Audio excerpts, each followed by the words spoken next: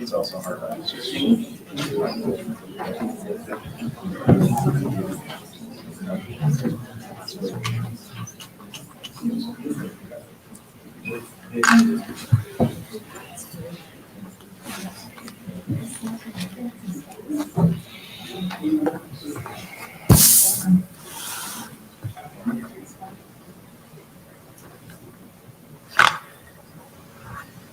Good afternoon. On behalf of the family, I would like to thank you all for coming as we say goodbye to Sue. For those of you who don't know me, I'm Rabbi Benjamin Zober, one of the rabbis here at Temple Sinai. We'll begin with a reading. Mourning is the price we pay for having the courage to love others. Even in grief, we know that the wonder of human life is too complex and too magnificent to be memorialized in endless pain. The gifts of spirit our loved ones gave us cannot be measured or weighed, nor can they be lost or even tarnished by time. Even in our darkest hours, we know that some of their light and their warmth will always be with us, bringing comfort and courage, and in the fullness of time, healing and peace.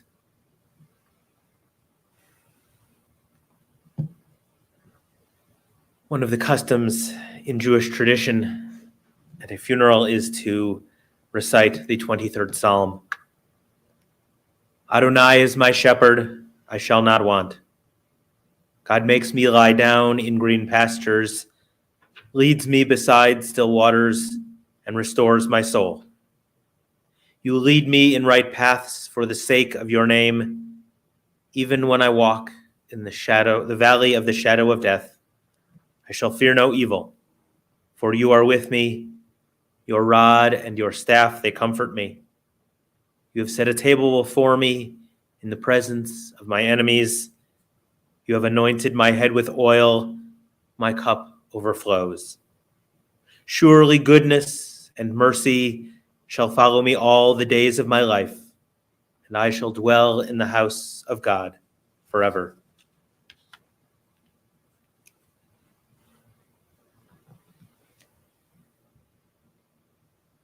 A mother of generations, a woman of valor. She is precious in the gifts that she has given to her family.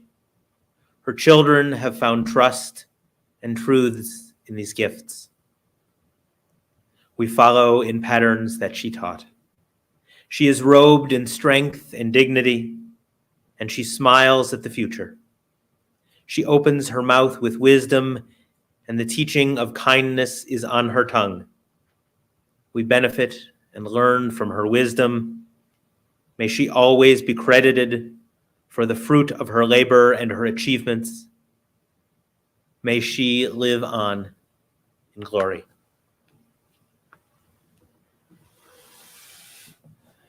I had the privilege of sitting down with the family, talking with them, hearing some memories, sharing stories. I've also spoken with some of the folks in the community who knew Sue in one way or another. So I wanted to share a few of those stories and reminiscences and a little bit of her life.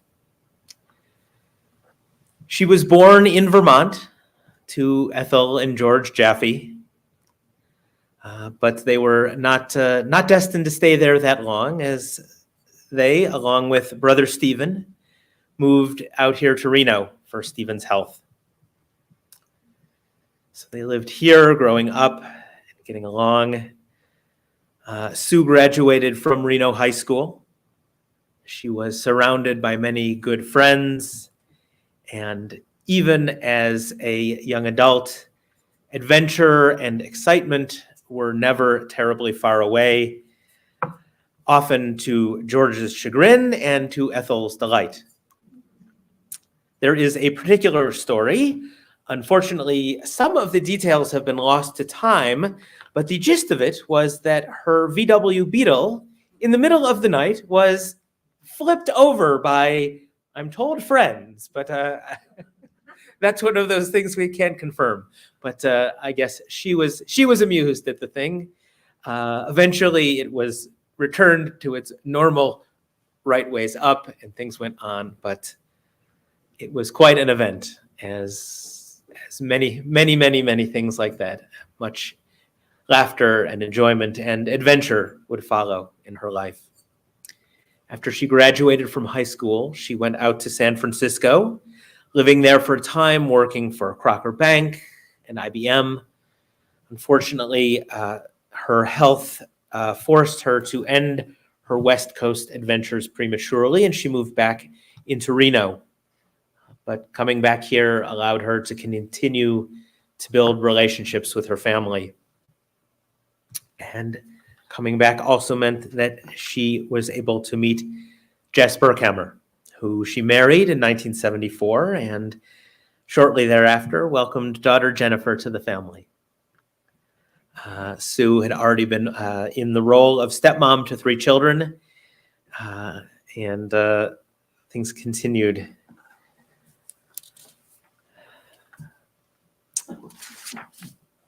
Sue was a proud mom, caring stepmom. She'd always dreamed of having a big family. And she and Jess also worked together really well as time went on. They shared a business up until their divorce in the 1980s. After that, Sue moved back in once again with her parents, which may have been the last little bit to really cement the relationship she had with her mother. Her family described them as being best friends, which is a really wonderful blessing to be able to have that kind of closeness and relationship.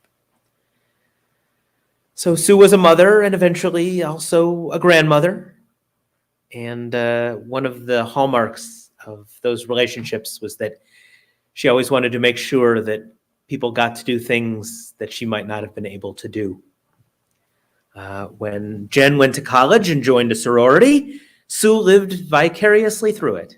I don't know if she stayed home and celebrated in the evenings, as sometimes happens, but it was a good experience and something that she was glad to be able to be so close to. And she made sure that her family had other experiences, going on adventures and trips, Disneyland, New England, national parks, all over.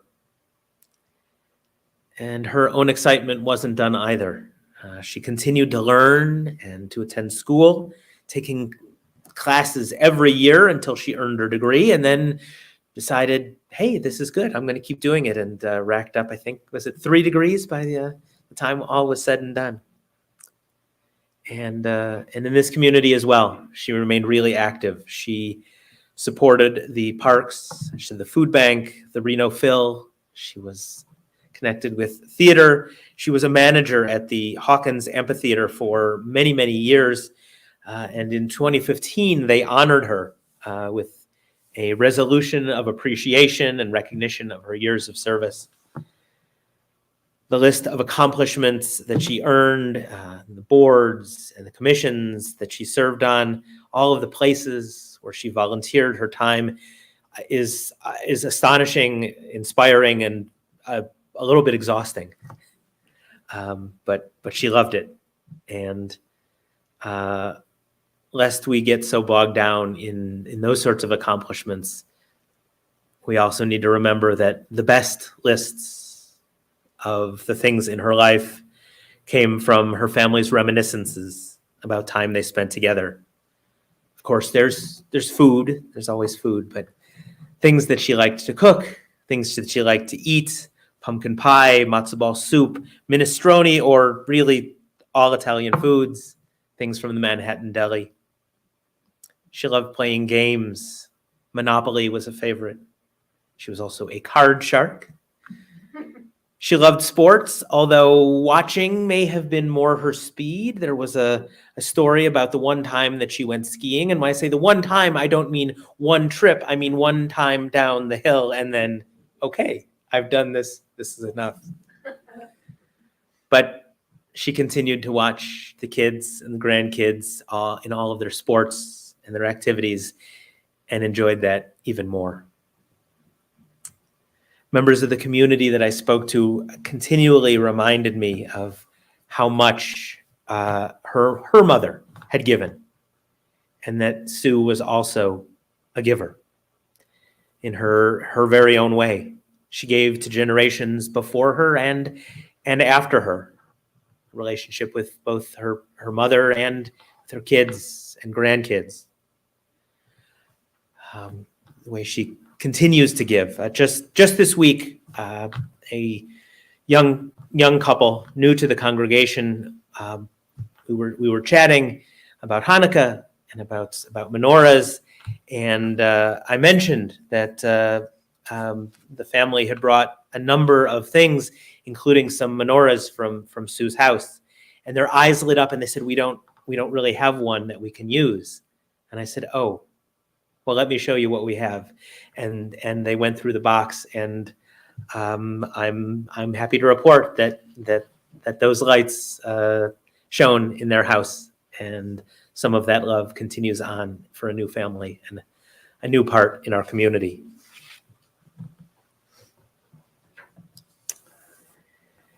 And it's that idea of giving that is the one thing that came up again and again and again with everybody I spoke to about Sue. How much she gave, or sometimes how much she gave up for the people that she loved and cared about and wanted to recognize. As her family recounted all of the gifts, the trips, the experiences, all the things that she gave to them or shared with them, they often wondered in amazement at how she managed to make it happen. That's who she was, and how sometimes those things work out when that's the kind of giving and the kind of love that you have. There's a term that we use often for someone of that type, someone who gives and is a model and loves and cares. We refer to them as a mensch. Without aspiring to be a mensch, they can be a mensch. We all start out human. No way we can be more so or less so. We are at all times struggling with the good and bad parts of ourselves. A mensch is someone who aspires to be good and is good as much as they can. A good person is someone who accepts the biblical injunction to love your neighbor as yourself. It's not easy, especially for those who don't love themselves, but the best way to change is by being kind to others and then feeling more kind towards ourselves. Because if you bless others, you can bless yourself. If you can see the good in others, you can see the good in yourself.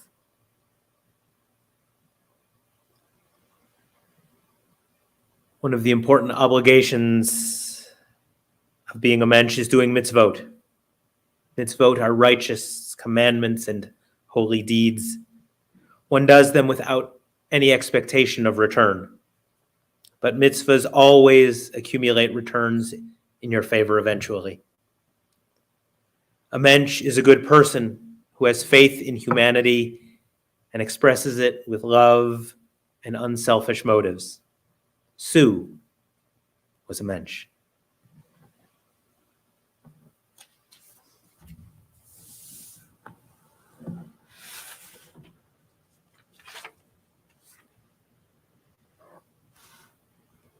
At this time, I ask you, if you are able, to please rise for the recitation of El Male Rachamim, our prayer of memorial for the dead.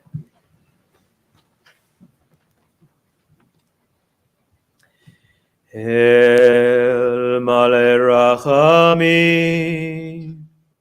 שוכן במרומים, המצא מנוחה נכונה, תחת כנפי השכינה, עם קדושים וטהורים, כזוהר הרקיע מזהירים, את נשמת סובת אברהמה, שהלכה לעולמה,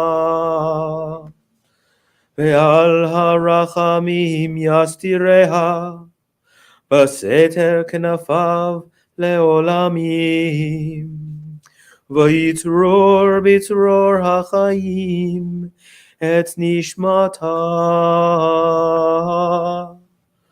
אדוני הוא נחלתה, ותנוח בשלום משכבה, ונאמר Amen. You may be seated.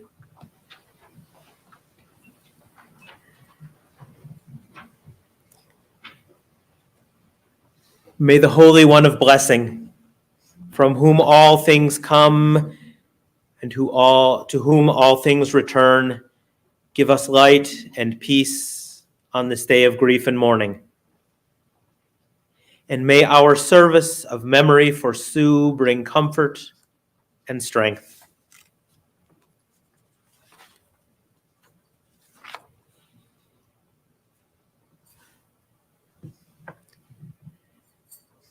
May the love and eternal connection of our souls give us strength as we return to recite the words hallowed by time.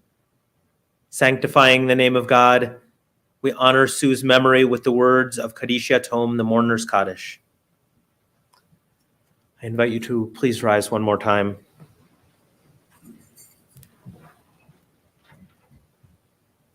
Yitgadal v'yitgadash shemei Rabbah, Be'alma divrach yiruteh v'yamlich malchuteh, B'chayechon v'yomechon uv'chayei dechol Beit Yisrael, Ba'agala v'zman kariv v'imru amen. Yehei shmei Rabbah mevarach le'olam ulmei almaya. Yitparach v'yishtabach v'yitpa'ar v'yitromam v'yitnaseh. V'yitadar v'yitaleh v'yitalal shmei dekudisha barichu. La'ela min kol birchata v'shirata. Tushbachata v'nechemata. Ta'amiran be'alma v'imru amen. Yehei shlama Rabbah min Shemaya, v'chayim aleinu ve'al kol Yisrael, v'imru amen. Oseh shalom b'mromav, hu ya'aseh shalom, aleinu ve'al kol Yisrael, v'imru amen. May the one who creates harmony on high bring peace to us and to all who mourn, to which we say, Amen.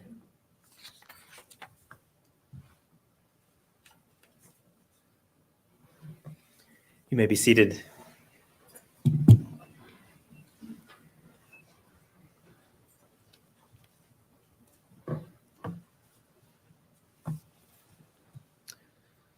Would you like me to announce anything meeting up afterwards, or if you'd like, yeah.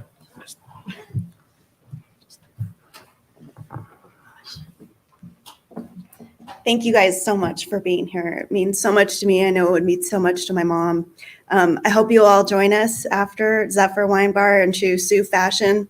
We'll have some cocktails and some laughs and some good times.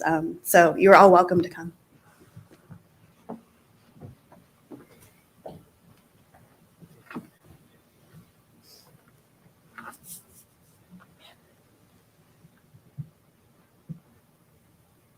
When I die, give what's left of me away to children and old men that wait to die. And if you need to cry, cry for your brother walking the street beside you. And when you need me, put your arms around anyone and give them what you need to give me. I want to leave you something better than words or sounds. Look for me in the people I've known or loved. And if you cannot give me away, at least let me live in your eyes and not in your mind. You can love me best by letting hands touch hands, by letting bodies touch bodies, and by letting go of children that need to be free. Love doesn't die, people do. So when all that's left of me is love, give me away. On behalf of the family, again, thank you so much for coming.